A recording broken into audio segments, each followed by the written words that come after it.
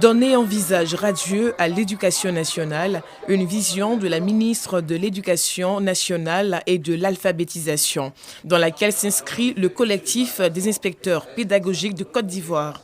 C'est au cours d'un séminaire que le collectif s'est penché sur sa contribution au sujet de la mise en œuvre des 10 décisions du professeur Marietou Koné.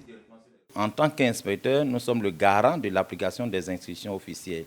Et nous pensons que l'application de ces instructions officielles peut poser un tant soit peu des difficultés. C'est pourquoi nous avons réfléchi et fait des recommandations dans le but d'apporter de façon efficiente l'application de ces 10 résolutions pour une école de qualité. L'objectif de ce séminaire établit un rapide état des lieux sur la situation des nouveaux programmes et leur mise en pratique dans les classes et les écoles. Durant ces 2 jours, les inspecteurs pédagogiques ont passé les unes à la suite des autres les différentes décisions de Madame la ministre et ont fait des propositions. Ces propositions sont pertinentes et si elles sont mises en œuvre, nul doute que notre école pourra retrouver son blason.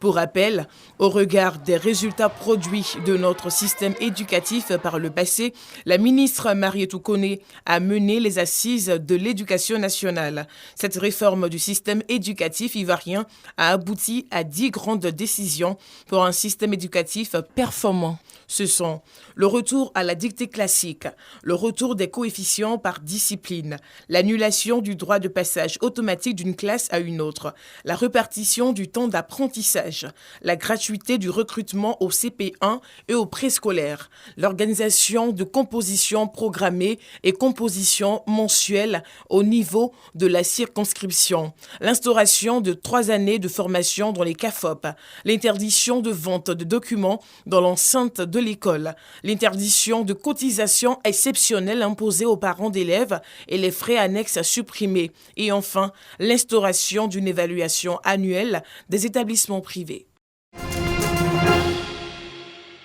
C'est à travers un planting d'arbres dénommé « Je plante un arbre pour la paix » et lutter contre la déforestation que s'est déroulée la célébration de la fête nationale de la paix. Une initiative de la direction régionale des eaux et forêts de Bondoukou sous caution du préfet de la région. C'est sur cette table qu'aujourd'hui, nous voulons, n'est-ce pas, placer la paix, pour qu'il y ait la réelle paix en Côte d'Ivoire. Les incendies de forêt font beaucoup de dégâts, donc nous avons tous intérêt à préserver la vie humaine en plantant, en reboisant de nouveau des arbres. On demande à chacun d'afficher un comportement citoyen. À l'occasion de la célébration de cette journée de la paix, le gouvernement nous a demandé d'associer à cet événement un planting d'arbres. Ce sont des essences d'arbres de teck plantés par l'ensemble des autorités et personnalités qui ont pris un réel plaisir à œuvrer pour la survie de la nature. La journée de la paix, le planting très important pour nous. La forêt ivoirienne est en voie de disparition et il est important que nous puissions redorer le blason de la forêt. Les autorités prennent l'initiative de replanter des arbres et qu'on associe le collectif des pasteurs, les hommes de Dieu, ce n'est qu'un sentiment de joie qui nous anime. Nous sommes dans la grâce du Seigneur, pratiquons la paix. Souhaiter la paix à tous les Ivoiriens. Nous sommes venus ce matin pour planter les arbres, pour dire que ces arbres-là vont éterniser la paix dans notre pays, la Côte d'Ivoire. Célébrer chaque 15 novembre, cette énième commémoration pour la paix s'est articulée autour d'un planting d'arbres pour les générations futures afin d'avoir un monde meilleur où il fait bon vivre pour tous. Dans un élan de solidarité et d'appel à la cohésion sociale, le député maire de la commune de Marcory, Abi Raoul, et le conseiller spécial du président du PDCI RDA, chargé de la réconciliation, Noël Akossi Benjo, ont donné le top départ de la 2e édition du Tour cycliste de la réconciliation et la paix. En choisissant le cyclisme, les parrains de cette cérémonie, qui a drainé du monde, veulent montrer aux yeux des Ivoiriens et du monde entier que le sport peut être facteur de rapprochement, vecteur de grandes émotions communes. Les 2 leaders du peloton terminent la course main dans la main. Illustration parfaite du message délivré par Noël Akossi Benjo. La réconciliation est indispensable pour que nous garantissions la paix dans notre pays. Et à chaque fois qu'une commune, une localité ou au niveau national, une association organise une manifestation pour célébrer la paix et surtout pour aider à la réconciliation de ce pays, nous serons là. Et c'est la raison pour laquelle nous sommes là. Je voulais tout simplement vous dire que le président de la République a annoncé la reprise du dialogue. L'objectif étant la réconciliation.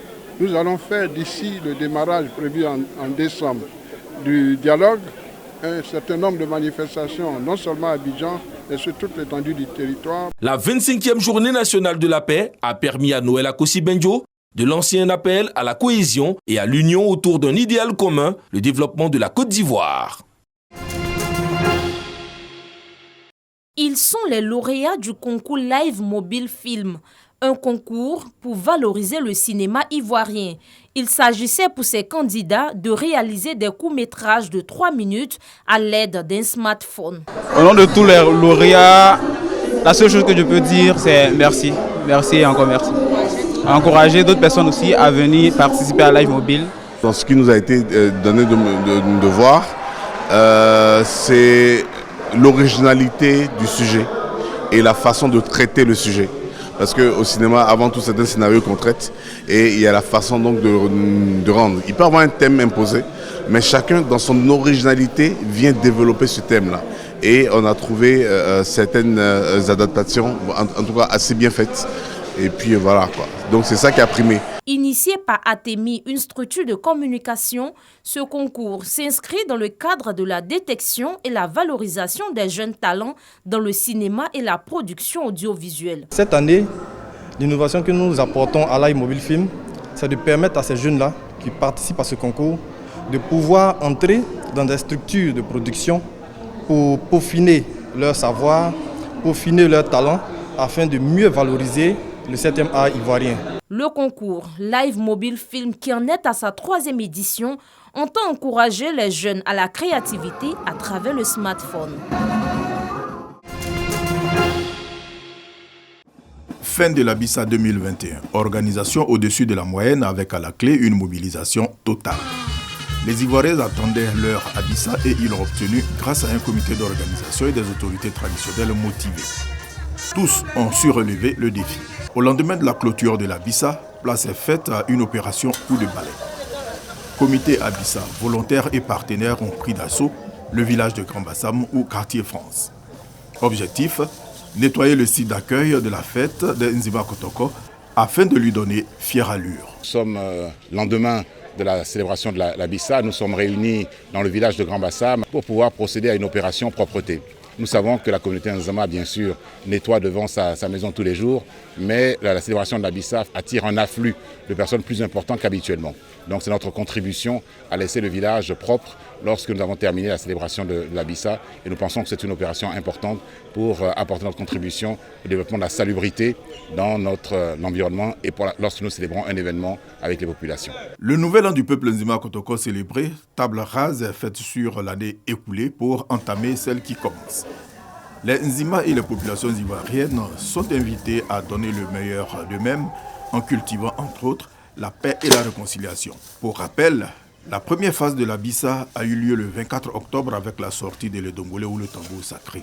Pendant une semaine, les Nzima ont observé la période silencieuse et la deuxième phase du 31 octobre au 7 novembre 2021.